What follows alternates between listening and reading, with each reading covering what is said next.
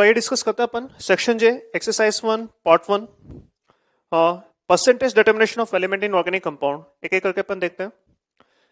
सारे सवाल आप पीओसी से कर सकते हैं, इसमें कोई एक्स्ट्रा थ्योरी आपकी जरूरत नहीं होती है। फिर भी देखो कैसे करना है। तो पहले सवाल में आपके पास एक ऑर्गेनिक कंपाउंड है जिसमें वेट दे रखा है 0.15 ग्राम, और इसके अंदर जो भी ब्रोमीन था वो इवेंचुअली कन्वर्ट हो गया AgBr में, और इस AgBr का आपको वेट दे रखा है 0.12 ग्राम। तो आपसे पूछा है कि परसेंटेज ऑफ ब्रोमीन कितना होगा। तो परसेंटेज ऑफ ब्रोमीन निकाल सकते हैं कि हमें ब्रोमीन का वेट मिल जाए। ब्रोमीन का वेट कैसे मिलेगा? AgBr का अगर वेट दे रखा है तो आप इसके मोल्स निकाल सकते हैं। मोल्स ऑफ AgBr हो जाएगा आपका 0.12 अपॉन इसका ग्राम मोलर मास। ब्रोमीन 80 होता है, ये 108 होता है, तो ये जाएगा आपका 188। जितने मोल्स AgBr के होंगे आप केयरफुली देख सकते हैं, उतने ही मोल्स Br माइनस के भी होंगे। तो Br माइनस के मोल्स मिल चुके हैं, और Br माइनस के मोल्स अगर आ गए तो वेट ऑफ Br माइनस हो जाएगा। तो वेट ऑफ Br माइनस हो जाएगा आपका 0.12 upon 188 into 80। This is weight of Br minus. Percentage of Br minus कैसे निकालेंगे? Weight of Br minus upon weight of compound into 100।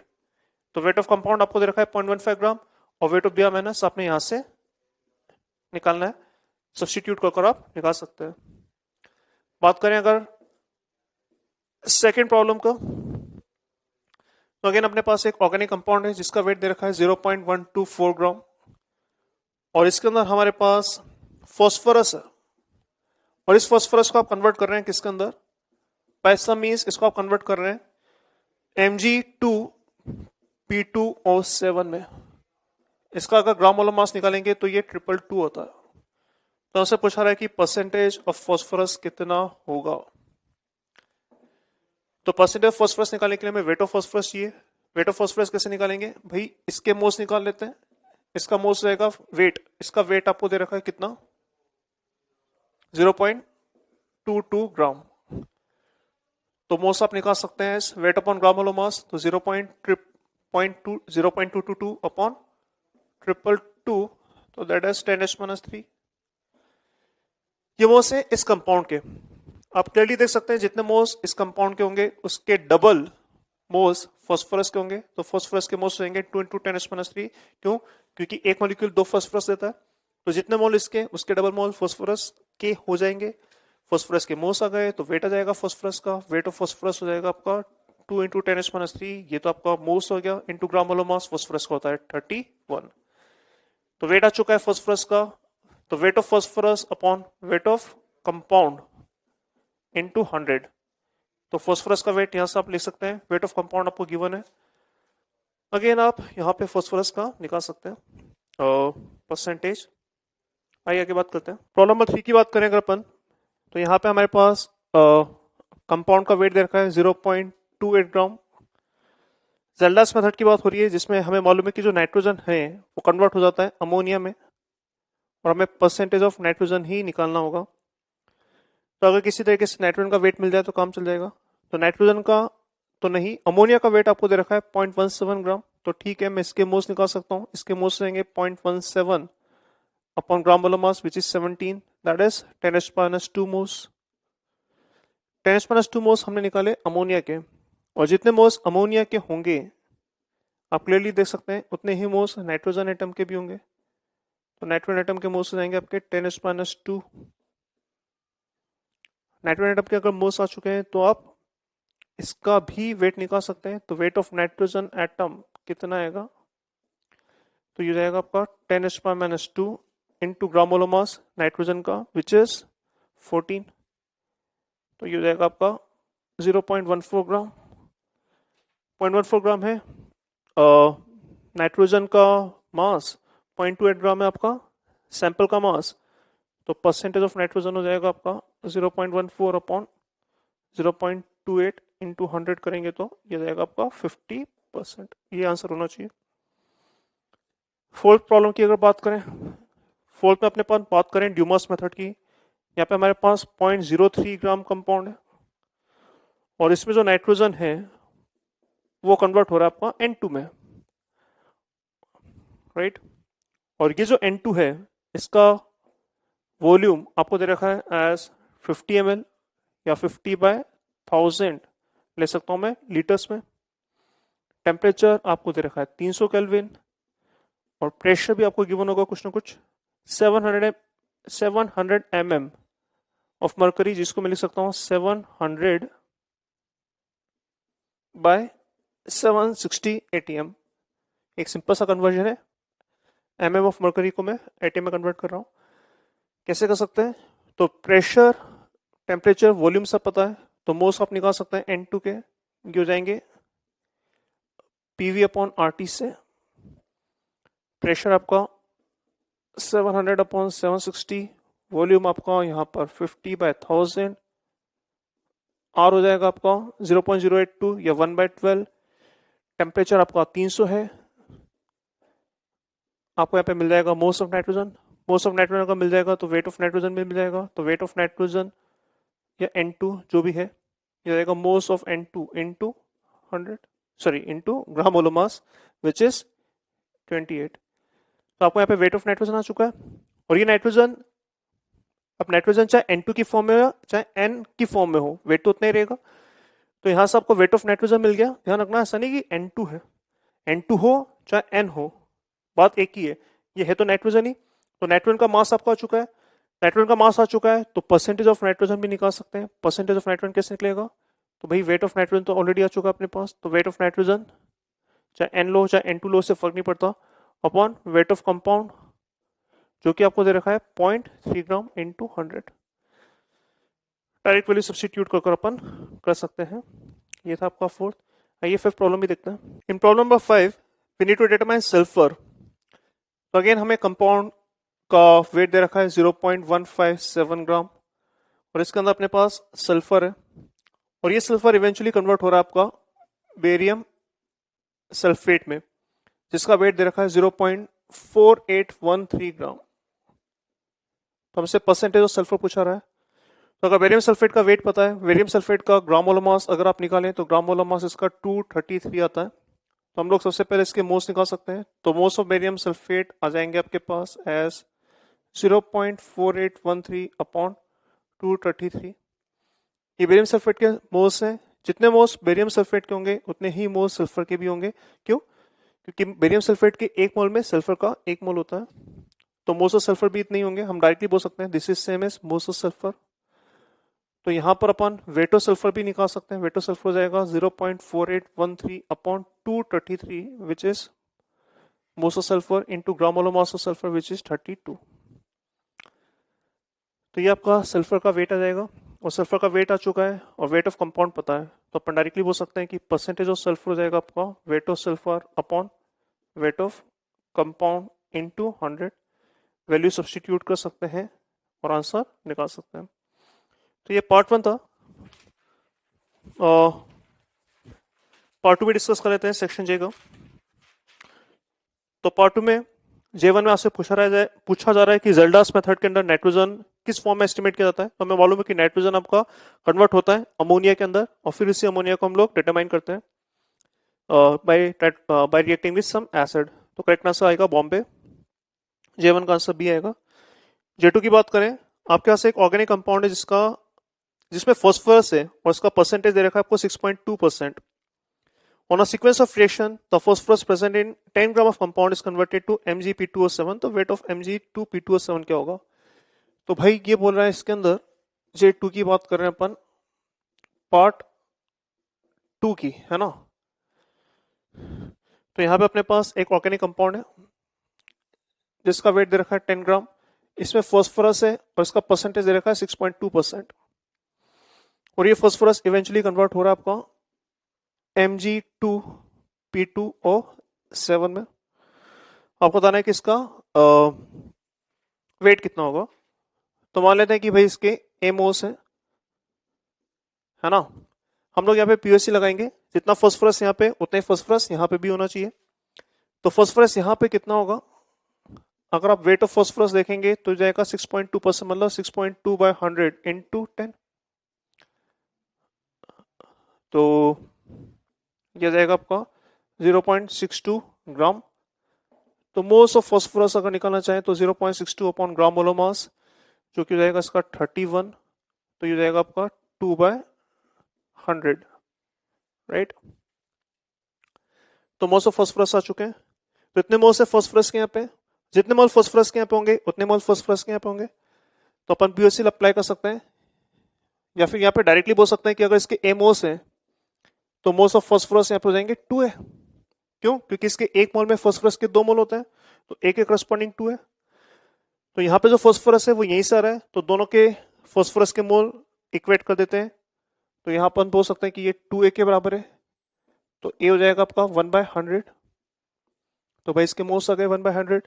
और इसका अगर ग्राम मोलर मास निकालें तो ग्राम मोलर मास आई थिंक इसका 222 होता है। तो अपन बोल सकते हैं कि इसका जो वेट होगा वो होगा moles into gram molar mass. Moles है आपके पास 1/100 और ग्राम मोलर मास इसका था 222, तो ये दे देगा आपका 2.22 ग्राम। That will be the right answer of this problem. 10 problem की बात करते हैं। इसके अंदर हमसे पूछा जा रहा है कि अगर जिंक सल्फाइड को नाइट्रिक एसिड के साथ बॉईल किया जाए, तो जिंक प्लस नाइट्रिक एसिड इससे से बॉईल करना अपन इसको, तो आपके जो प्रोडक्ट होंगे वो होंगे zinc nitrate. Zinc nitrate, nitrate होता है आपका NO3 माइनस, जिंक नाइट्रेट का फॉर्मूला होगा ये sulphuric acid which is H2SO4 along with nitrogen dioxide which is NO2 gas.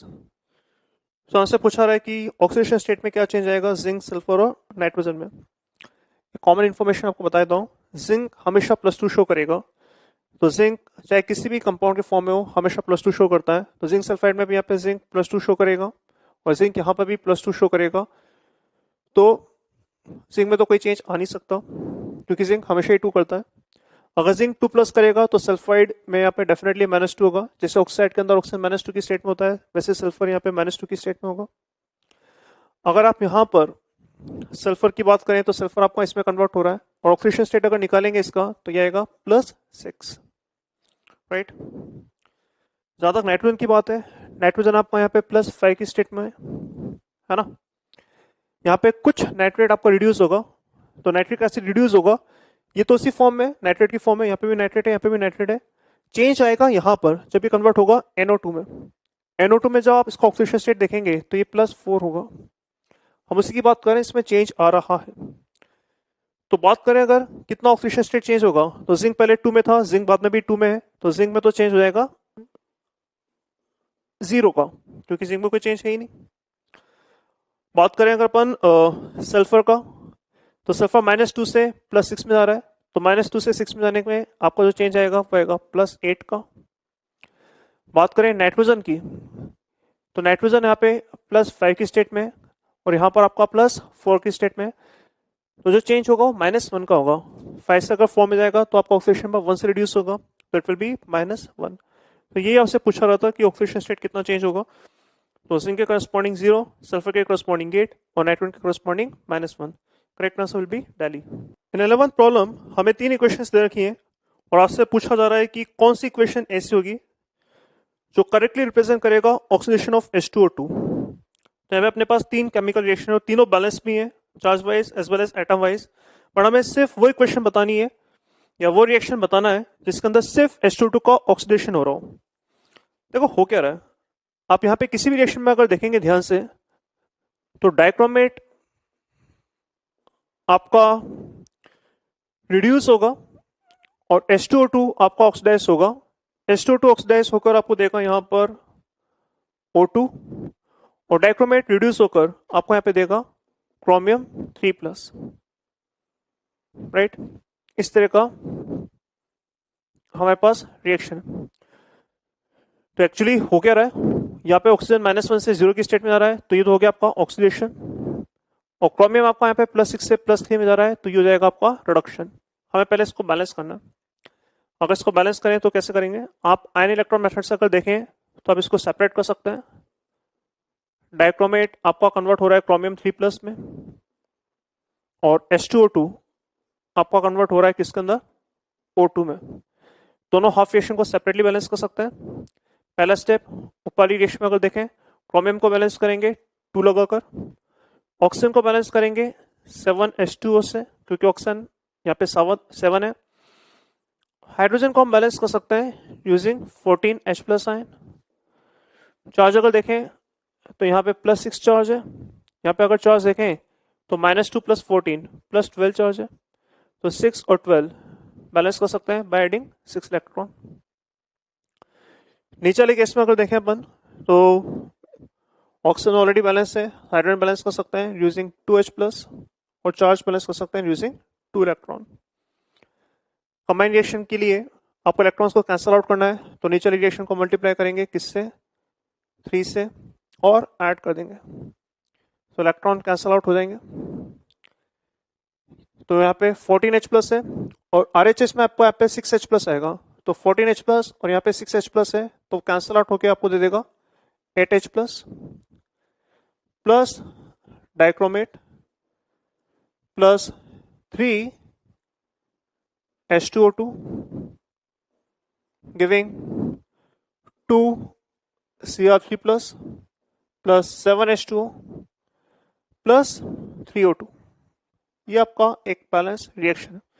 ये एक ऐसा रिएक्शन होगा जिसमें सिर्फ डाइक्रोमेट रिड्यूस हो रहा है और सिर्फ H2O2 ऑक्सीडाइज हो रहा है, और ये रिएक्शन आपको दे रखा है रिएक्शन 1, तो रिएक्शन 1 आपका सही आंसर आएगा। अब आप बोले कि सेकंड रिएक्शन अपना सही आंसर क्यों नहीं होगा या थर्ड रिएक्शन अपना सही आंसर क्यों नहीं होगा, तो देखिए 1 से सेकंड रिएक्शन बनेगा कैसे। ये आपका रिएक्शन 1 था, अब इसी रिएक्शन 1 में मैं एक रिएक्शन और ऐड कर रहा हूं। ये रिएक्शन है आपका H2O2 का डिकम्पोजिशन। मान लो H2O2 डिकम्पोज करता है और डिकम्पोज कर आपको दे रहा है पानी और O2 गैस। इन दोनों रिएक्शंस को अगर आप ऐड करें तो देखिए क्या मिलेगा, आपको मिलेगा 8H+ plus dichromate plus 3O2 5H2O2 giving 2 chromium 3+ plus 4O2 plus 9H2, right. ये रिएक्शन आपका सेकेंड रिएक्शन है। सेकेंड रिएक्शन इन दोनों के कॉम्बिनेशन से, अगर आप यहाँ पे देखें तो H2O2 का सिर्फ ऑक्सीडेशन हो रहा था और कुछ नहीं हो रहा था। ध्यान रखना ये वाटर आपका एक्वस मीडियम की वजह से आया था, तो अगर सिर्फ H2O2 का ऑक्सीडेशन कराएंगे तो ये रिएक्शन आएगा। बट ये जो नीचे वाली रिएक्शन है इसमें H2O2 का डिस्प्रोपोर्शनेशन हो रहा है। डिस्प्रोपोर्शनेशन का मतलब ये होता है कि इसमें H2O2 ऑक्सीडाइज भी होगा और H2O2 रिड्यूस भी होगा। यहाँ पर H2O2 O2 के फॉर्म में जब जा रहा था तो ऑक्सीडाइज हो रहा था, और H2O2 जब पानी की फॉर्म में जा रहा था तो रिड्यूस हो रहा था। तो अगर आप ये रिएक्शन ऐड करेंगे तो आपकी जो फाइनल रिएक्शन मिलेगी इसमें ना सिर्फ H2O2 का ऑक्सीडेशन इन्वॉल्व है, इसमें H2O2 का रिडक्शन भी इन्वॉल्व है। तो यहाँ पर जो ये रिएक्शन है सेकंड, ये बोलना गलत होगा कि इसमें सिर्फ H2O2 का ऑक्सीडेशन है। H2O2 का ऑक्सीडेशन सिर्फ आपका रिएक्शन 1 में होगा। अगर आप ये रिएक्शन ऐड करके आप थर्ड सेकंड रिएक्शन ला रहे हैं, सिमिलरली इसको अगर 2 से मल्टीप्लाई करेंगे और इसमें ऐड करेंगे तो आपको रिएक्शन थर्ड में मिल जाएगा। तो सेकंड और थर्ड रिएक्शन दोनों ऐसी रिएक्शन जिसमें आप इस रिएक्शन को यूज कर रहे हैं, और ये एक ऐसी रिएक्शन इसमें जो H2O2 का ना सिर्फ ऑक्सीडेशन इन्वॉल्व है बल्कि H2O2 का रिडक्शन भी इन्वॉल्व है। तो आपको जो फाइनल रिएक्शन मिलेगा इसमें ना सिर्फ H2O2 का ऑक्सीडेशन बल्कि H2O2 का रिडक्शन भी इन्वॉल्व होगा। जबकि हमें यहाँ पे प्रिसाइसली पूछा रहा था कि precise equation representing oxidation of H2O2 only. तो अगर सिर्फ ऑक्सीडेशन की बात करेंगे तो रिएक्शन 1 आएगा। सेकेंड और थर्ड रिएक्शन के अंदर H2O2 का ऑक्सीडेशन भी इन्वॉल्व होगा और H2O2 का रिडक्शन भी इन्वॉल्व होगा, इसलिए आपका आंसर सेकंड और थर्ड नहीं आ सकता। करेक्ट आंसर आएगा ओनली ए। प्रॉब्लम नंबर 12 की बात करते हैं। इसके अंदर हमें एक रिएक्शन दे रखा है और हमसे पूछा जा रहा है कि स्टोइचोमेट्रिक कोएफिशिएंट क्या होंगे। तो रिएक्शन है आपका नाइट्रेट I- के साथ रिएक्ट कर रहा है H+ आयन से अपने पास, और आपको इवेंचुअली मिल रहा है NO gas I2 along with H2। तो इससे कि रिएक्शंस को हमें बैलेंस करना हो तो आप एन फैक्टर वाला मेथड भी यूज कर सकते हैं जैसे हमने सीखा था, या फिर आप आयन इलेक्ट्रॉन मेथड भी यूज कर सकते हैं। पर एक चीज ध्यान रखें, आप उन आयंस को या स्पीशीज को हटा सकते हैं जिनका ऑक्सीडेशन और रिडक्शन नहीं हो रहा है। यहाँ पे H+ और वाटर को आप चाहे लिखे ना लिखे, इससे फर्क नहीं पड़ेगा, क्योंकि H+ का ना ऑक्सीडेशन हो रहा है ना रिडक्शन हो रहा है। यहाँ पे हाइड्रोजन +1 की स्टेट में, यहाँ पे हाइड्रोजन ऑलरेडी +1 की स्टेट में, यहाँ पे ऑक्सीजन आपका -2 की स्टेट में, ऑक्सीजन आपका -2 की स्टेट में। तो H+ और वाटर का एक्चुअली कोई रोल नहीं है, ये सिर्फ एक्वस मीडियम और एसिडिक मीडियम की वजह से आ रहा है। तो आप इन स्पीशीज को हटा सकते हैं रिएक्शन को बैलेंस करने के लिए। तो अपने पास अगर इनको हटा दिया जाए तो अपने पास रिएक्शन है क्या, नाइट्रेट एक्चुअली I- को ऑक्सीडाइज कर रहा है किसके अंदर, I2 में, और खुद रिड्यूस हो रहा है NO में। आप आयन इलेक्ट्रॉन मेथड से रिएक्शन को बैलेंस कर सकते हैं या फिर एनफेक्ट वाले मेथड्स भी देख सकते हैं। सपोज अगर अपन आयन इलेक्ट्रॉन मेथड यूज करें तो सेपरेट कर सकते हैं, नाइट्रेट आपका कन्वर्ट हो रहा है NO में, I- आपका ऑक्सीडाइज हो जाएगा किसके अंदर, I2 में। रिएक्शन में अगर बैलेंस करें, इसको 2 कर देते हैं, एटम बैलेंस हो चुके हैं, चार्ज के लिए यहाँ पे 2 इलेक्ट्रॉन कर देते हैं। यहाँ पर ऑक्सीजन को बैलेंस करने के लिए 2H2O कर देते हैं, हाइड्रोजन को बैलेंस करने के लिए 4H+ कर देते हैं। यहाँ पे नेट चार्ज 0 है, यहाँ पे नेट चार्ज 4 - 1 3 है, तो बैलेंस करने के हिसाब से यहाँ पे 3 इलेक्ट्रॉन हो रहेंगे। रिएक्शंस को एड अप करना है ताकि इलेक्ट्रॉन कैंसिल आउट हो जाए, तो ऊपर वाली रिएक्शन को मैं मल्टीप्लाई कर सकता हूँ 2 से, और नीचे वाली रिएक्शन को मल्टीप्लाई कर सकता हूँ 3 से। ऐसा इसलिए कर रहा हूँ ताकि आपके जो इलेक्ट्रॉन्स होंगे वो 6 हो जाएंगे दोनों तरफ और कैंसिल आउट हो जाएंगे। तो ऐड करेंगे, इलेक्ट्रॉन्स तो कैंसिल आउट हो जाएंगे और फाइनल रिएक्शन मिल जाएगा आपको 8H+ plus 2 nitrate plus 6 iodide giving 2NO plus 3I2 plus 4H2। आप देख सकते हैं जो वाटर और H+ में हटा रहा था वापस आ गए, आने ही है क्योंकि रिएक्शन आपका एक्वस मीडियम में हो रहा है, तो H2O और H+ वापस आ ही जाएंगे। तो ऐसा नहीं कि इसको आपने इनिशियली रखना ही है, आप इन्हें हटा सकते थे। एक्चुअली ऑक्सीडेशन और रिडक्शन जब रिएक्शन लिखेंगे तो H+ और H2 इन्वॉल्व नहीं होंगे, क्यों, क्योंकि ना उनका ऑक्सीडेशन हो रहा है और ना ही उनका रिडक्शन हो रहा है। तो यहां से आपको ये बैलेंस रिएक्शन मिल जाएगा। तो नाइट्रेट का कोफिशिएंट पूछा रहा था X, तो X हो जाएगा आपका 2, I- का कोफिशिएंट Y है तो Y हो जाएगा आपका 6, और Z आपका कोफिशिएंट है H+ का, तो Z हो जाएगा आपका 8। इससे सब ये सवाल कर सकते हैं। In problem 9 basically we need to determine sum of oxidation number। तो हमारे पास यहाँ पे दो एलिमेंट्स हैं, सॉरी दो कंपाउंड हैं, one is CO2, another is कौन सा है, K2MnO4। तो हमसे पूछा जा रहा है कि यहाँ पे कार्बन का और मैग्नीज का ऑक्सीडेशन स्टेट का सम कैसे निकालेंगे। तो सिंपल सा तरीका है, अब इसका x मान लो, इसका -2 होता ही है, तो यहाँ पे नेट चार्ज हो जाएगा आपका, इसका x दो ऑक्सीजन की वजह से -4 और सम हो जाएगा 0, तो यहाँ पे डेफिनेटली x हो जाएगा आपका +4। सिमिलरली अगर इसका मैं x मान लूँ, यहाँ पर इसका +1 होता है, यहाँ पे इसका -2 होता है, तो अगर सम ऑफ ऑक्सीडेशन स्टेट देखें तो दो ऑक्सीजन या दो पोटेशियम के करस्पॉन्डिंग +2, इसकी वजह से चार्ज आएगा x, और चार ऑक्सीजन के करस्पॉन्डिंग चार्ज आएगा -8, और ये हो गया 0, तो यहाँ से x आएगा आपका +6, तो यहाँ से 6 है और यहाँ से 4 है, तो आपका जो सम हो जाएगा ऑफ ऑक्सीडेशन नंबर ये हो जाएगा 10। तो यही इसके अंदर पूछा रहा था। ऐसे ही सवाल आपका 10th में भी है। 10th में हमारे पास दो कंपाउंड है, peroxy monosulphate acid and sodium thiosulphate. तो पहले सोडियम थाइसल्फेट की बात करें, Na2H2O3। तो इसमें आपको अगेन एवरेज ऑक्सीडेशन स्टेट निकालना है सल्फर का। तो अपन मान लेते हैं कि x है, ऑक्सीजन पे -2 चार्ज होगा, सोडियम पे +1 चार्ज होगा, तो सम ऑफ ऑक्सीडेशन नंबर 0 होना चाहिए। तो सिग्मा ON या सम ऑफ ऑक्सीडेशन नंबर अगर 0 करें तो हम बोल सकते हैं कि यहाँ पे दो एटम की वजह से नेट चार्ज आएगा 2, दो एटम की वजह से यहाँ पे नेट चार्ज आएगा 2x प्लस इसकी वजह से चार्ज आ जाएगा -6 और ये जाएगा 0। तो सिंप्लीफाई करने पे आप देख सकते हैं कि यहाँ पर x जाएगा आपका +2, राइट। दूसरा कंपाउंड आपको दे रखा था peroxy monosulphuric acid which is H2SO5।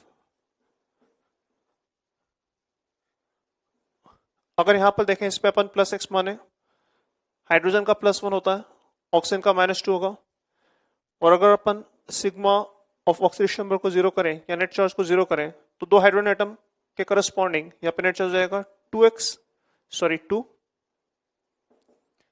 Sulphur का x, और 5 ऑक्सीजन के करस्पॉन्डिंग जो जाएगा -10, शुड बी 0। अगर सिंप्लीफाई करेंगे तो यहाँ पे x + 8 आएगा, पर क्या प्रैक्टिकली पॉसिबल है। तो ध्यान से सोचिए, आपका जो सल्फर होता है, ये सल्फर आपका ऑक्सीजन फैमिली के मेंबर का होता है, और ऑक्सीजन फैमिली में हमने देखा कि हाईएस्ट आपका +10 होता है, सॉरी हाईएस्ट आपका +6 होता है। तो अगर सल्फर का मैक्सिमम +6 हो सकता है तो क्या +8 आएगा? ऑफ कोर्स नहीं। तो ये एक्स वाला मेथड यहाँ पे फ्लॉप हो रहा है, यहाँ पे एक्स वाले मेथड से हम लोग काम नहीं कर पाएंगे। क्यों? क्योंकि of course x plus eight तो हो ही नहीं सकता, इसका मैक्सिमम वैल्यू कितना हो सकता है? Plus x. गड़बड़ हो क्यों रही है? गड़बड़ इसलिए हो रही है क्योंकि हम एज्यूम कर रहे हैं कि यहाँ पे सारे ऑक्सीजन आपके -2 की स्टेट में है। ऐसा होना कोई नेसेसरी नहीं है। यहाँ पे सारे के सारे ऑक्सीजन ऑक्साइड के फॉर्म में, वो नेसेसरी नहीं है, हो सकता है यहाँ पे कोई पेरोक्साइड के फॉर्म में भी हो। तो हमें पता कैसे चलेगा? ये हमें पता चलेगा केमिकल बॉन्डिंग के अंदर कि इसके अंदर पेरोक्साइड लिंकेज है या नहीं है ना, या इसके अंदर ऑक्सीजन पेरोक्साइड के फॉर्म में है या नहीं है। अभी हम लोग फॉर द टाइमिंग ये बोल सकते हैं कि ये +8 तो नहीं हो सकता, और 99% केसेस में अगर ऑक्सीडेशन स्टेट उतना आ रहा है जितना कि जो हाईएस्ट हो सकता है, अगर उससे भी ज्यादा आ रहा है तो ऑफ कोर्स वो तो पॉसिबल नहीं होगा, बट यहां पे हम लोग फिर हाईएस्ट ले लेते हैं। तो हाईएस्ट कितना होगा इसका? हाईएस्ट हो जाएगा आपका +6। तो +6 ही हम लोग इसका आंसर मानेंगे। अब आपको लगेगा कि +6 ही क्यों भाई, +5 भी हो सकता है, +4 भी हो सकता है। तो इसको हम लोग केमिकल बॉन्डिंग के अंदर एक्चुअली देखेंगे, इसका स्ट्रक्चर बनाकर कैसे एनालाइज करते हैं। चाहे तो हम अपन एक थोड़ा सा आइडिया में दे सकता हूं आपको। यहाँ पे इस कंपाउंड का अगर आप स्ट्रक्चर बनाए तो स्ट्रक्चर कुछ ऐसा होता है। ये जो ऑक्सीजन है, ये ऑक्सीजन सल्फर के सारे इलेक्ट्रॉन खींच लेगा। तो बॉन्डिंग से पहले सल्फर के पास 6 इलेक्ट्रॉन थे, और बॉन्डिंग के पास सल्फर के पास एक भी इलेक्ट्रॉन नहीं लेगा। तो अगर बॉन्डिंग से पहले 6 इलेक्ट्रॉन थे, बॉन्डिंग के सारे इलेक्ट्रॉन अगर दूर चले गए इससे, तो इसने 6 इलेक्ट्रॉन लूज करे, और 6 इलेक्ट्रॉन लूज करने की वजह से इसका ऑक्सीडेशन स्टेट +6 है। आपको ये बात अगर समझ में आ रही है तो ठीक है, अदरवाइज केमिकल बॉन्डिंग के अंदर हम लोग उसको बहुत डिटेल में पढ़ेंगे। पॉइंट ये कि +8 तो हो ही नहीं सकता था, और जब +8 नहीं होगा, हाईएस्ट से ज्यादा आ रहा है, तो आप हाईएस्ट ही ले लेंगे। तो आंसर आप ले लेंगे यहाँ पे +6, तो यहाँ पे +6 आएगा, यहाँ पे +2 आएगा, और अगर आप सम की बात करें तो सम आ जाएगा आपका 8। हमारी बात समझ? बाकी ध्यान रखना, अगर कभी एक्स वाले मेथड से ऐसा ऑक्सीडेशन स्टेट है जो कि प्रैक्टिकली पॉसिबल नहीं है, तो ये गलत है। और गलत क्यों होगा?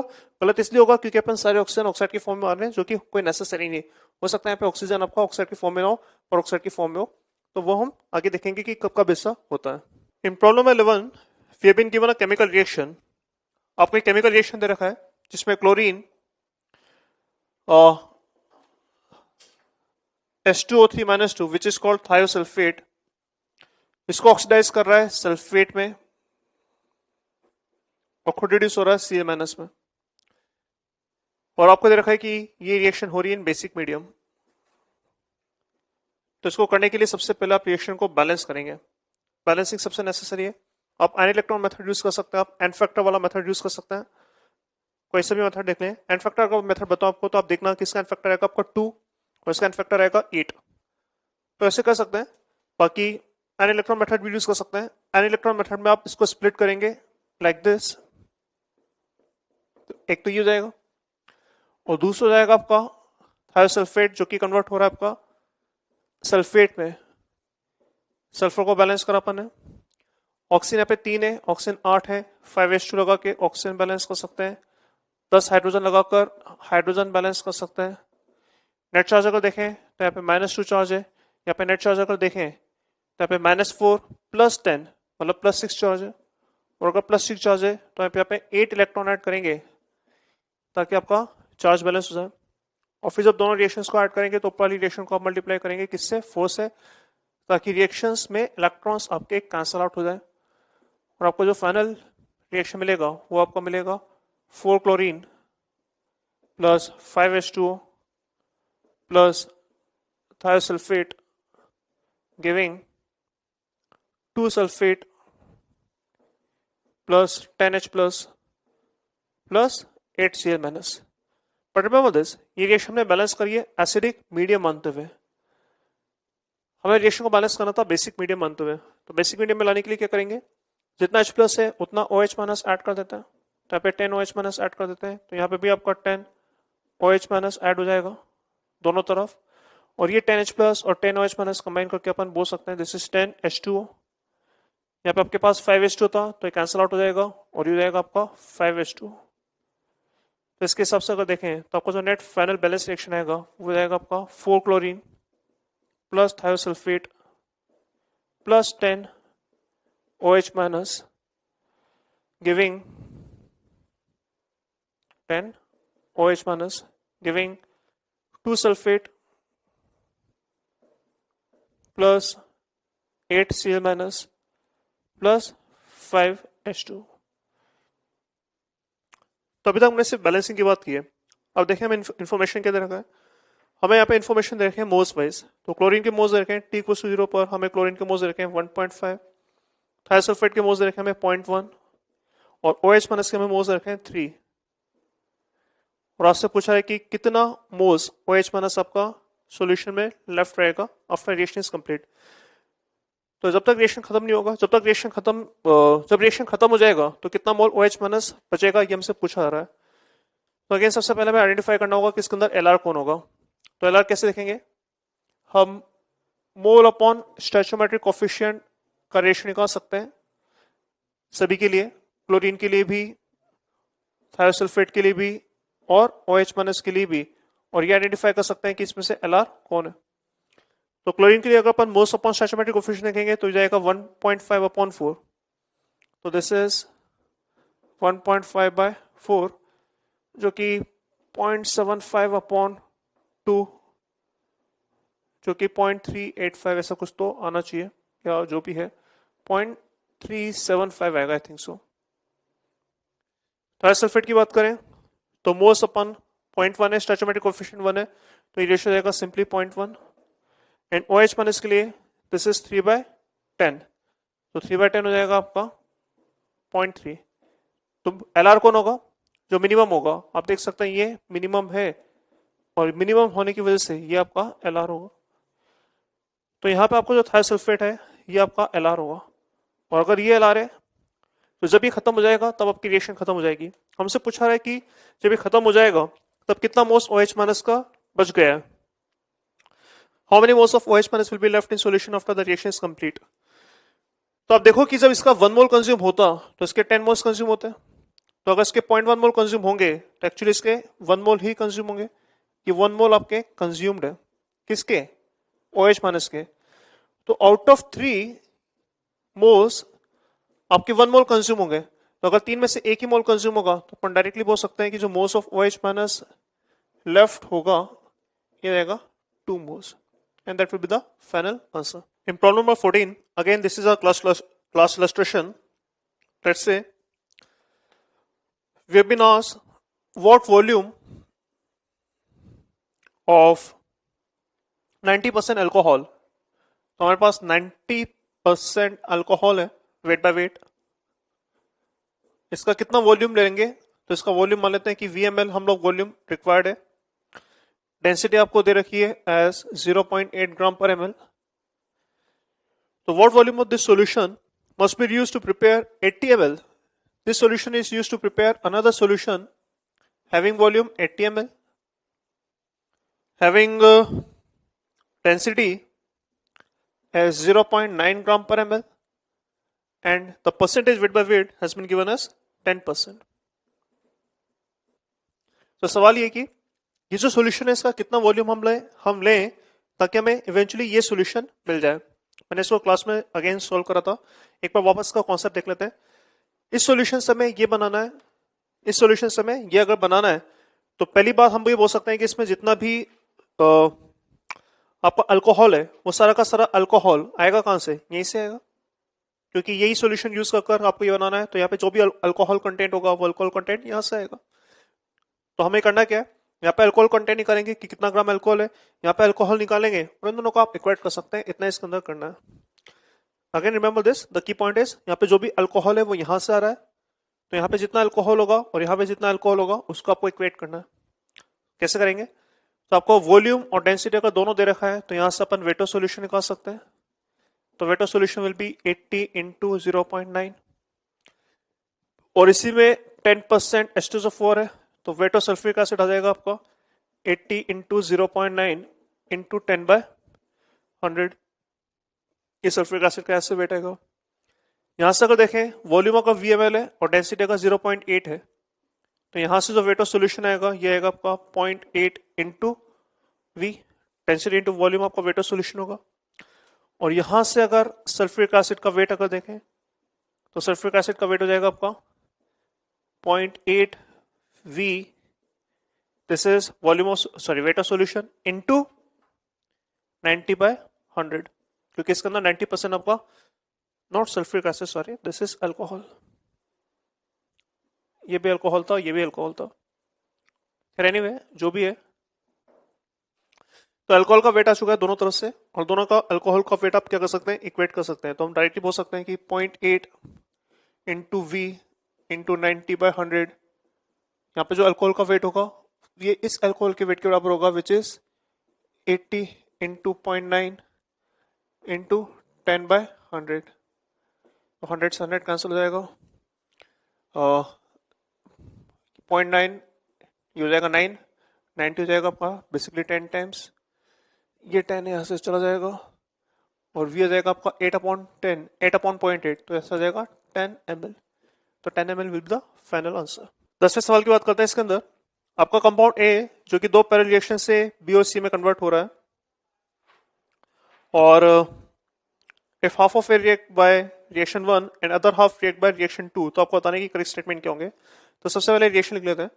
तो ए फर्स्ट रिएक्शन के अंदर एन के साथ कंबाइन कर आपको दे रहा है बी और कुछ तो कंपाउंड एल, और सेकेंड रिएक्शन के अंदर ये ए फर्दर एन के साथ कंबाइन कर रहा है डिफरेंट मैकेनिज्म से, और यहां पर आपको मिल रहा है half B plus half C plus L. तो हमसे पूछा है कि बी क्या सी से ज्यादा होगा, या अगर सी कितने मोल्स बनेंगे तो बी कितने मोल्स बनेंगे। तो ऐसे कर लेते हैं, अगर मान लेते हैं कि सी के एक्स मोल बन रहे हैं, या अगर सी का हाफ मोल बनेगा, तो इसका जब हाफ मोल बनेगा तो बी का भी हाफ मोल बनेगा, और ए का 1 मोल कंज्यूम होगा, राइट। तो अगर सी के मान लो 1 मोल बनेगा, तो इसका 1 मोल बनेगा और इसका 2 मोल कंज्यूम होगा।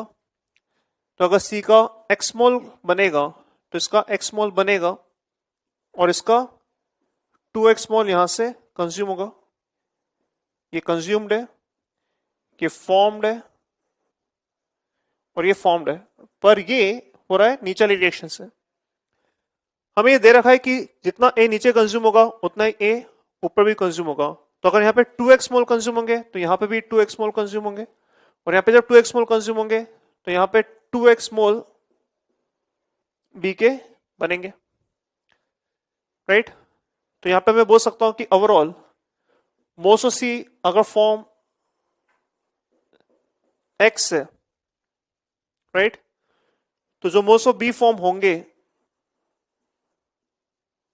वो कितने होंगे भाई, एक्स से तो नीचे जाएंगे और 2x ऊपर आएंगे, तो यहां पर जाएंगे 3x ऐसा। तो अगर सी के एक्स मोल बनेंगे तो हम बोल सकते हैं बी के 3x मोल बनेंगे। तो ऑप्शन चेक कर लेते हैं। Option A, B is always greater than C, of course B के मोल 3 टाइम्स होंगे। अगर सी के 2 मोल्स बनेंगे तो बी के 2 मोल बनेंगे, गलत। अगर सी के 2 मोल बनेंगे तो बी के 6 मोल बनने चाहिए, जो कि ऑप्शन दिल्ली में है। तो बॉम्बे चेन्नई गलत हो जाएगा, Delhi will be the correct answer. तो Agra and Delhi will be the right answer. In problem 11 we have been asked which of the following examples are examples of disproportionate reactions। तो डिस्प्रोपोर्शनेट रिएक्शन के अंदर हमें मालूम होना चाहिए कि सेम एलिमेंट ऑक्सीडाइज करे और सेम एलिमेंट ही रिड्यूस होना चाहिए। तो कौन कौन से सही आंसर होंगे। अगर अपन ऑप्शन ए की बात करें, मर्क्यूरिक ऑक्साइड आपका कन्वर्ट हो रहा है मर्करी और O2 में, क्या डिस्प्रोपोर्शनेट रिएक्शन होगा, नहीं। यहाँ पे सिंपल मर्करी रिड्यूस हो रहा है और ऑक्सीजन आपका ऑक्सीडाइज होगा, एक एलिमेंट ऑक्सीडाइज और रिड्यूस नहीं हो रहा है। KCl3 कंपोज कर KCl और O2 बन रहा है, ये भी डिस्प्रोपोर्शनेट नहीं होगा क्योंकि एक एलिमेंट ना ऑक्सीडाइज हो रहा है ना एक ही एलिमेंट ऑक्सीडाइज और रिड्यूस दोनों नहीं हो रहा है। यहाँ पे KCl3 के अंदर क्लोरीन आपका +5 से -1 की स्टेट में आएगा, तो क्लोरीन रिड्यूस होगा, और ऑक्सीजन वाला जो पार्ट होगा वो -2 से 0 में जाएगा, तो ऑक्सीडाइज होगा। हमें ये पता होना चाहिए कि सेम एलिमेंट आपको ऑक्सीडाइज और रिड्यूस होना चाहिए। थर्ड के अंदर KCl3 डिकम्पोज करके KCl4 और KCl बनाएगा, ये आपका डिस्प्रोपोर्शनेट रिएक्शन होगा। क्यों, क्योंकि KCl3 अगर डिकम्पोज कर आपको KCl4 और KCl दे रहा है, तो आप देख सकते हैं यहाँ पे जो क्लोरीन है वो +5 की स्टेट में है, यहाँ पे क्लोरीन आपका +7 की स्टेट में, यहाँ पे क्लोरीन -1 की स्टेट में। तो सेम एलिमेंट क्लोरीन ये ऑक्सीडाइज हो रहा है और सेम एलिमेंट क्लोरीन ये आपका रिड्यूस हो रहा है। तो जब सेम एलिमेंट ऑक्सीडाइज और रिड्यूस होता है तो इसको हम बोलते हैं डिस्प्रोपोर्शनेशन। तो डेफिनेटली सी आपका डिस्प्रोपोर्शनेशन होगा। और दिल्ली के अंदर ये तो क्लासिक एग्जांपल है जो हमने थ्योरी में ही पढ़ा है, हमें 100% याद होना चाहिए कि chlorine cold and dilute conditions के अंदर डिस्प्रोपोर्शनेट कर Cl- और Cl- देता है। तो क्लोरीन आपको यहाँ पे 0 से +1 और -1 की स्टेट में जा रहा है, तो दिल्ली डेफिनेटली आपका डिस्प्रोपोर्शनेट होगा। तो करेक्ट आंसर भी Chennai and Delhi. In problem 12 we have been given a redox reaction. हमसे पूछा है कि कौन ऑक्सीडाइज होगा, कौन रिड्यूस होगा। तो देख लेते हैं। रिएक्शन आपका 2H2O3 -2 which is thiosulfate. It is reacting with I minus. It is reacting with I2 to give S4O6 2 minus along with I minus. Redox reaction तो दे रखा है, तो ऑफकोर्स एक ऑक्सीडाइज होगा, एक रिड्यूस होगा। कौन ऑक्सीडाइज होगा, कौन रिड्यूस होगा, ऑक्सीडेशन स्टेट से देख सकते हैं। आयोडीन का ऑक्सीडेशन स्टेट 0 है और ये -1 की स्टेट में जा रहा है। तो अगर 0 से -1 की स्टेट में जा रहा है तो ऑफकोर्स ये रिडक्शन है, तो I2 डेफिनेटली रिड्यूस होगा। अब यहाँ पे मैं डायरेक्टली बोल सकता हूँ कि अगर I2 आपका रिड्यूस हो रहा है तो डेफिनेटली आपका थायोसल्फेट ऑक्सीडाइज होगा, क्योंकि एक का ऑक्सीडेशन होता है और एक का रिडक्शन होगा। तो मैं डायरेक्टली बोल सकता हूँ कि ये ऑक्सीडेशन होगा। आप इसको वेरीफाई भी कर सकते हैं। सल्फर का एवरेज ऑक्सीडेशन स्टेट आप निकालेंगे तो यहाँ पर आएगा आपका 2। एक्स वाले मेथड से आप निकाल सकते हैं। कैसे?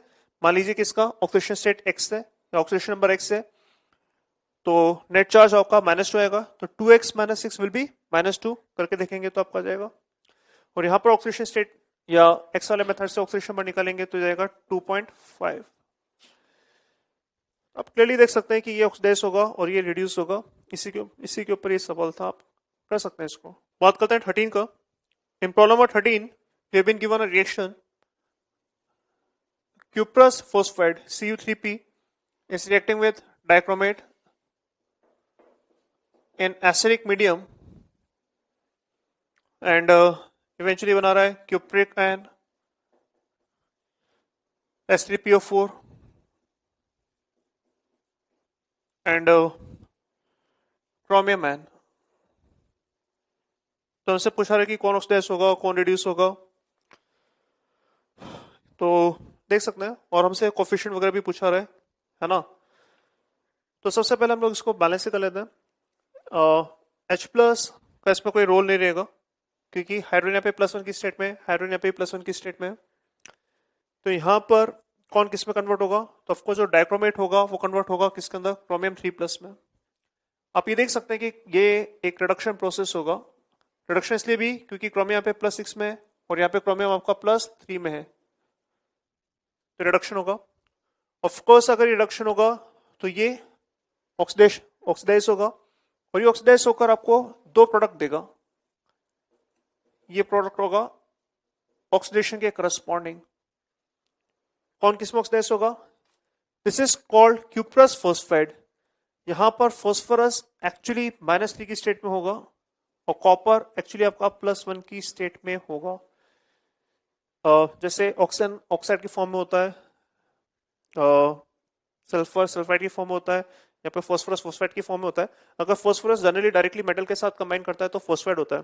जैसे नाइट्रोजन मेटल के साथ डायरेक्टली कंबाइन करता है तो आपको जनरली नाइट्राइड मिलता है।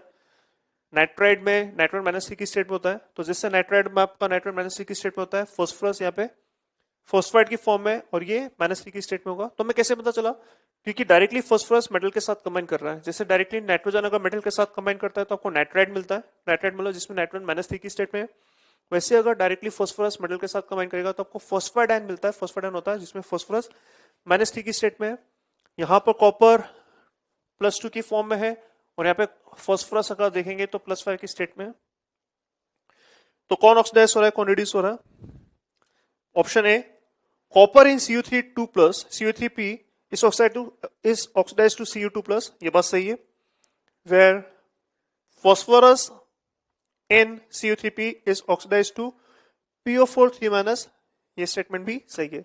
H+ को अगर हटा दें तो PO4 3- ही बचता है, तो ऑप्शन ए आपका सही है। अगर ऑप्शन ए सही है तो डेफिनेटली ऑप्शन बी तो गलत हो ही जाएगा। उसी में आपसे पूछा है कि Cu3P का Cu2+ और H3PO फॉर्म में कन्वर्जन में कितने इलेक्ट्रॉन्स इन्वॉल्व होंगे, और डी में आपसे पूछा है कि x कितना होगा। x मतलब यहाँ पे कोफिशिएंट है कॉपर फॉस्फाइड का। इसको बैलेंस कर लेते हैं अपन। तो डाइक्रोमेट आपका कन्वर्ट होगा क्रोमियम 3+ में, और कॉपर फॉस्फाइड Cu3P ये आपका कन्वर्ट होगा किसके अंदर, कॉपर 2+ में और H3PO4 में। तो आयन इलेक्ट्रॉन मेथड से इस रिएक्शन को मैं बैलेंस कर रहा हूं। ऊपरली स्टेप को अगर बैलेंस करें, H+ मैंने नहीं लिखा है, क्यों? क्योंकि H+ का ना रिडक्शन हो रहा है ना ऑक्सीडेशन हो रहा है। ऐसे स्पीशीज इनका रिडक्शन ऑक्सीडेशन नहीं होता, इनको आप हटा सकते हैं। तो पर रिएक्शन को अगर बैलेंस करें तो क्रोमियम को बैलेंस करने के लिए यहाँ पर आप 2 लगा सकते हैं, ऑक्सीजन के करस्पॉन्डिंग यहाँ पे 7H2 हो जाएगा। हाइड्रोजन को बैलेंस करेंगे तो यहाँ पे 14H+ हो जाएगा। और अगर आप चार्ज बैलेंस करके देखेंगे तो आप पाएंगे कि यहाँ पे 6 इलेक्ट्रॉन्स आ जाएंगे। चार्ज बैलेंस करके देख लेना। सेकेंड वाली स्टेप को हाफ रिएक्शन को बैलेंस करें तो कॉपर बैलेंस करने के लिए यहाँ पे 3 कॉपर आएंगे। फॉस्फोरस ऑलरेडी बैलेंस है। ऑक्सीजन को बैलेंस करने के करस्पॉन्डिंग यहाँ पे आपके 4H2 हो जाएंगे। हाइड्रोजन अगर देखें तो यहाँ पे अपने पास 8 है, यहाँ पे अपने पास 5 है। तो 8 हाइड्रोजन 5 हाइड्रोजन, तो डेफिनेटली यहाँ पे x है ना, यहाँ पे 8 हाइड्रोजन है, यहाँ पे 3 हाइड्रोजन है, सॉरी 8 हाइड्रोजन है 3 हाइड्रोजन है, तो यहाँ पे 5H+ आयन आएंगे ताकि हाइड्रोजन बैलेंस हो सके। चार्ज अगर देखें तो यहाँ पे चार्ज 0 है, यहाँ पे नेट चार्ज हो जाएगा 3 × 2 6, 6 + 5 11, तो यहाँ पे 11 इलेक्ट्रॉन ऐड करने होंगे ताकि यहाँ पे भी नेट चार्ज 0 हो जाए। तो ऑप्शन सी के अंदर बोल रहे हैं कि CU3P को जब आप इसमें और इसमें कन्वर्ट करेंगे तो 11 इलेक्ट्रॉन्स इन्वॉल्व होंगे, तो ऑप्शन सी भी सही है। और ऑप्शन डेली के अंदर इसका कोफिशिएंट पूछा जा रहा है, तो कैसे करेंगे भाई, जब रिएक्शन को फाइनल रिएक्शन लिखेंगे तो उसको मल्टीप्लाई करेंगे 11 से और इसको मल्टीप्लाई करेंगे हम लोग 6 से। क्यों? क्योंकि ऐसा करने पर ही आपके इलेक्ट्रॉन्स कैंसल आउट होंगे। यहाँ पे इलेक्ट्रॉन्स हो जाएंगे 66, वहां पे भी इलेक्ट्रॉन्स हो जाएंगे 66, तो इलेक्ट्रॉन्स कैंसल आउट हो जाएंगे। और इलेक्ट्रॉन्स जब कैंसल आउट करेंगे और रिएक्शन को लिखेंगे तो आप देखेंगे यहाँ पे डाइक्रोमेट ऑफ कॉपर फॉस्फाइड्स में इंटरेस्टेड हूं मैं, तो 11 मॉलिक्यूल्स ऑफ डाइक्रोमेट, राइट, ये कंबाइन करेगा आपका 6 मॉलिक्यूल्स ऑफ कॉपर फॉस्फाइड। और इसी तरह से बाकी रिएक्शन भी आप लिख सकते हैं बैलेंस करके। हमसे यहाँ पे पूछा रहा था कि इसका कोफिशिएंट 6 होगा या नहीं होगा, अब देख सकते हैं इसका कोफिशिएंट 6 है, तो दिल्ली ऑप्शन भी सही होगा। तो करेक्ट आंसर आएंगे इसके आगरा, चेन्नई एंड दिल्ली। 14 प्रॉब्लम के अंदर हमें आइडेंटिफाई करना है कौन कौन से सोल्यूशन ऐसे इसमें 23 ग्राम फॉर्मिक एसिड होगा। तो एक एक करके ऑप्शन एनालाइज करते हैं। तो ऑप्शन ए के अंदर we have been given 46 gram solution, 46 gram solution having density as 1.40 gram per ml and 70% weight by volume solution। तो सबसे पहले 70% वेट बाय वॉल्यूम का मतलब होता है कि अगर 100 ml होता तो 70 ग्राम आपका फॉर्मिक एसिड होता। तो कितना ग्राम फॉर्मिक एसिड है इसके लिए हमें वॉल्यूम चाहिए होगा, और वॉल्यूम हमें यहाँ से मिल सकता है। अगर वेट और डेंसिटी दोनों पता है तो यहाँ से वॉल्यूम निकाल सकता हूँ। तो volume of solution will be given by weight of solution upon density. So this is simply 46 upon 1.4, right? ये आपका वॉल्यूम ऑफ सॉल्यूशन होगा। और फिर 70% वेट बाय वॉल्यूम का मतलब मैं डायरेक्टली बोल सकता हूँ कि अगर 100 ml सॉल्यूशन होता तो 70 ग्राम फॉर्मिक एसिड होता।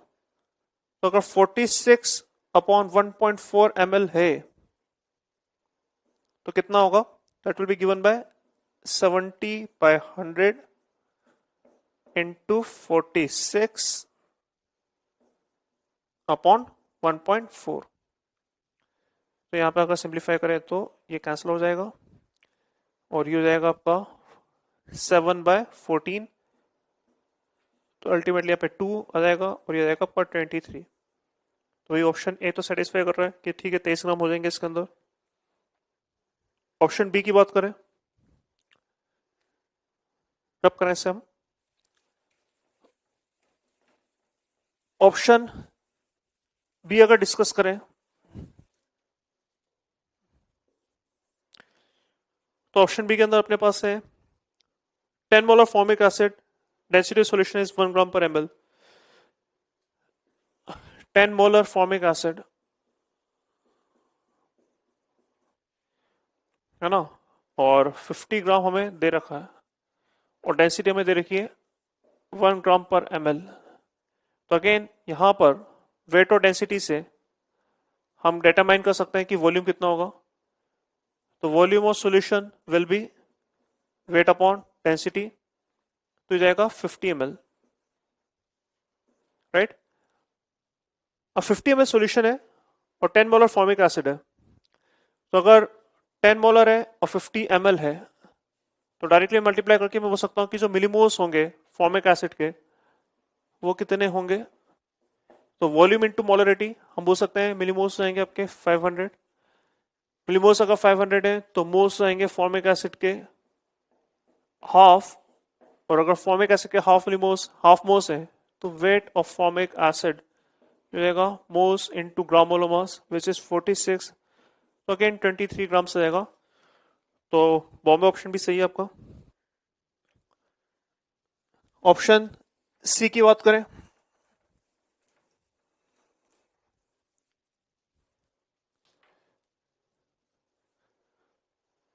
तो ऑप्शन सी में अपने पास है 25% वेट बाय वेट 50 ग्राम, तो 50 ग्राम सॉल्यूशन है अपने पास और 25% वेट बाय वेट है। 25% वेट बाय वेट का मतलब होता है कि अगर 100 ग्राम सॉल्यूशन होता तो 100 ग्राम सॉल्यूशन के करस्पॉन्डिंग आपको यहाँ पर 25 ग्राम फॉर्मिक एसिड होता। तो अगर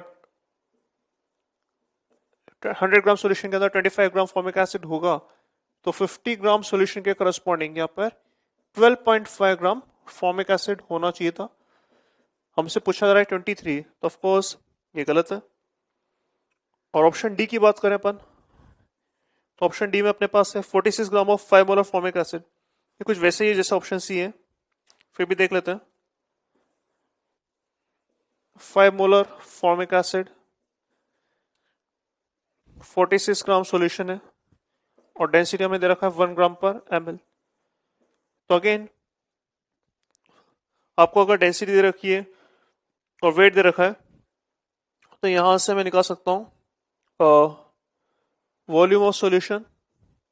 तो वॉल्यूम ऑफ सॉल्यूशन हो जाएगा आपका weight of solution upon density, तो दैट विल बी 46 अपॉन 1, तो हो जाएगा 46 ml। तो 46 ml आपका सॉल्यूशन हो जाएगा और 5 मोलर है, तो अगर मोलरिटी पता है वॉल्यूम इन ml पता है तो डायरेक्टली मल्टीप्लाई करके मैं बोल सकता हूँ कि जो मिलीमोल्स होंगे फॉर्मिक एसिड के वो जाएंगे molarity which is 5 into density, sorry molarity which is 5 into volume in ml which is 46।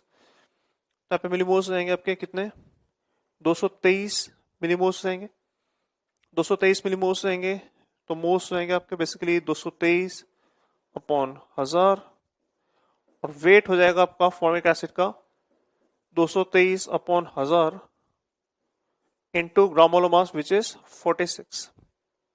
तो क्लियरली आप देख सकते हैं कि ये एटलीस्ट 23 ग्राम तो नहीं आएगा, तो दिल्ली आपका करेक्ट आंसर नहीं आएगा, ना चेन्नई आएगा ना दिल्ली आएगा। Correct answer will be Agra Bombay.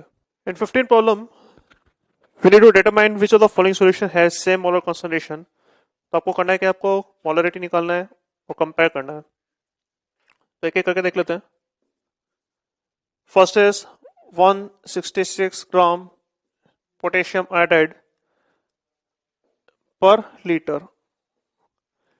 तो के का अगर ग्राम मोलर मास निकाला जाए तो 166 ही आता है, तो 166 के करस्पॉन्डिंग हम बोल सकते हैं यहाँ पर आपके पास 1 मोल हो जाएंगे, और 1 मोल पर लीटर का मतलब यहाँ पे बोल सकता हूँ कि जो मोलरिटी होगा के का ये रहेगा 1 मोलर। तो फर्स्ट केस में आपको 1 मोलर रहेगा। बी वाले केस में अगर देखें अपन अमोनियम सल्फेट का 33 ग्राम दे रखा है 200 ml सोल्यूशन, तो 200 ml सोल्यूशन है अपने पास और इसमें अमोनियम सल्फेट आपको दे रखा है 33 ग्राम। अमोनियम सल्फेट आपको दे रखा है 33 ग्राम। तो इसके करस्पॉन्डिंग अगर अपन देखें इसका ग्राम मोलर मास अगर निकाला जाए तो इसका ग्राम मोलर मास आएगा 96 प्लस 2 इंटू 18, मतलब 36 प्लस 96 तो जाएगा 132। तो मोल्स आएंगे आपके 33 अपॉन 132, तो 33 अपॉन 132, तो that will simplify to 1/4 moles, right. तो 1/4 मोल्स है, तो कंसंट्रेशन ऑफ अमोनियम सल्फेट या molarity of ammonium sulphate is moles upon volume in ml into 1000, तो moles is 1/4 upon volume in ml is 200 into 1000, तो जाएगा 5 times और ये जाएगा आपका 5/4 मोलर। तो ऑफकोर्स इससे और इसका तो कंसंट्रेशन डिफरेंट है। ऑप्शन सी अगर देखें, ऑप्शन सी में हमारे पास है 25 gram copper sulphate dot 5H2O। यहाँ पे कॉपर का ग्राम मोलर मास हमें 64 मान के चलना है, आपको ये दे भी रखा होगा। तो कॉपर सल्फेट डॉट 5H2, अगर कॉपर का मैं ग्राम मोलर मास 64 अगर मान लूँ, तो आप देख सकते हैं कि इसका जो ग्राम मोलर मास आएगा वो ग्राम मोलर मास आएगा आपका 250, और ग्राम मोलर मास अगर 250 है और इसका अगर 25 ग्राम्स है, तो हम बोल सकते हैं कि इसके जो मोल्स जाएंगे वो जाएंगे weight upon gram molar mass which is 250 मतलब 0.1।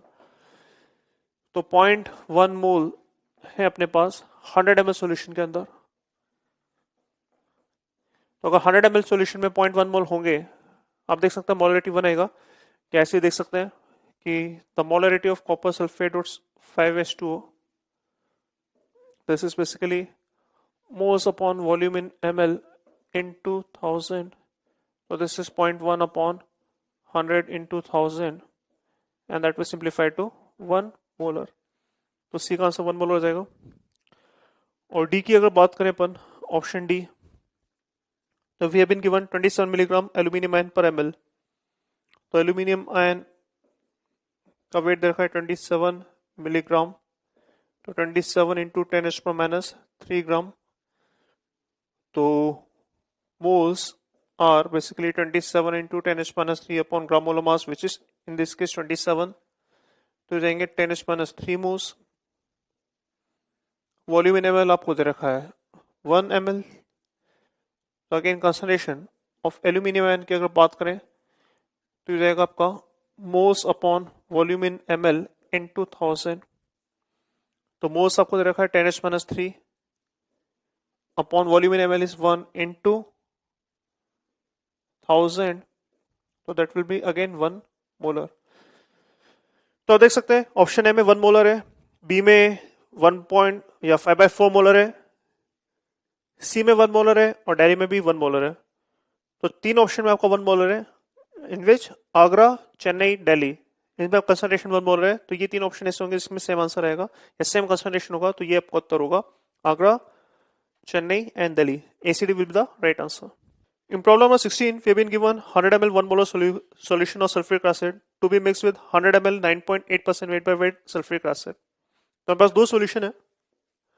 First solution is 100 ml 1 molar H2SO4, और इसको आप मिक्स कर रहे हैं with another solution, again volume is 100 ml and density is 1 gram per ml and percentage weight by weight is 9.8% weight by weight।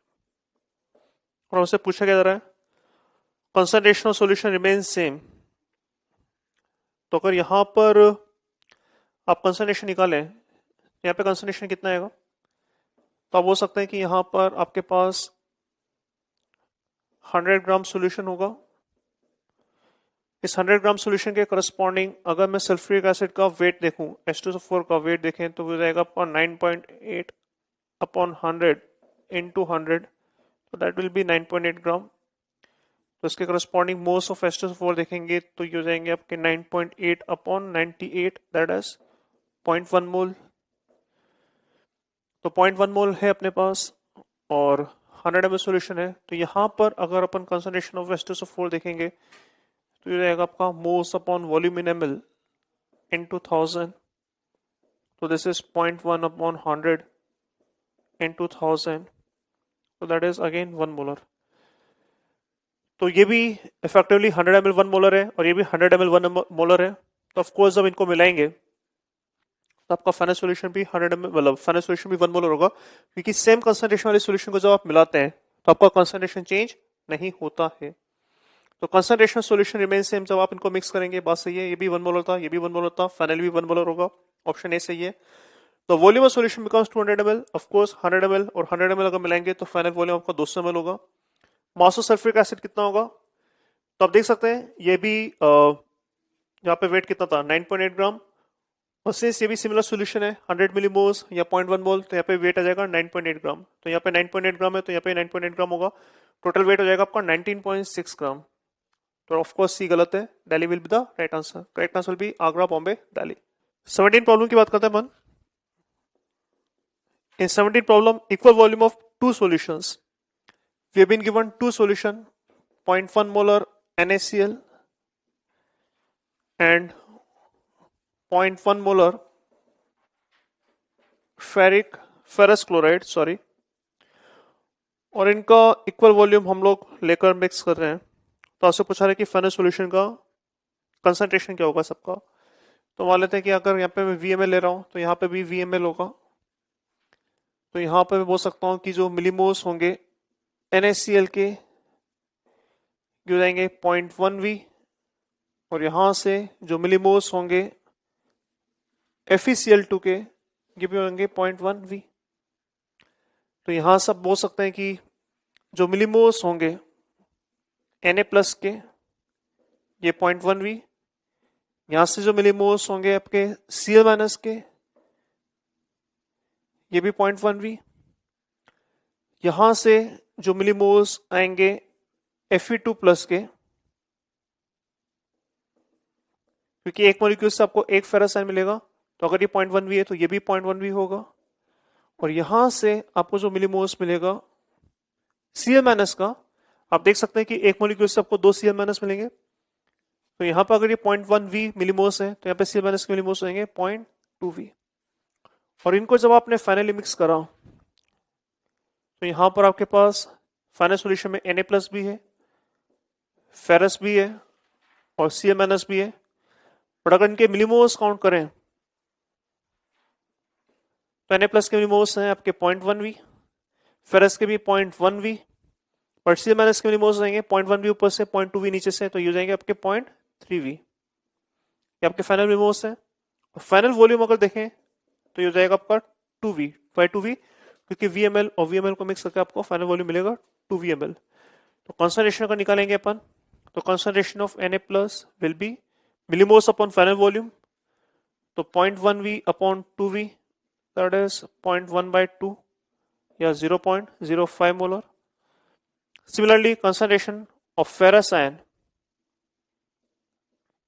अगर देखें तो मिलीमोल्स आपके 0.1V है, फाइनल वॉल्यूम आपका 2V है, तो अगेन ये जाएगा आपका 0.1V या 0.1/2, तो दैट इज अगेन 0.05 मोलर। और कंसंट्रेशन ऑफ Cl- की बात करें तो कंसंट्रेशन ऑफ Cl- या molarity of Cl- will be millimoles इसके हैं 0.3V, फाइनल वॉल्यूम आपका 2V है, तो ये जाएगा आपका 0.15 मोलर। तो Na+ 0.05 है, फेरस आपका 0.05 है और Cl- आपका 0.15 होगा। करेक्ट आंसर भी आगरा, बॉम्बे, दिल्ली।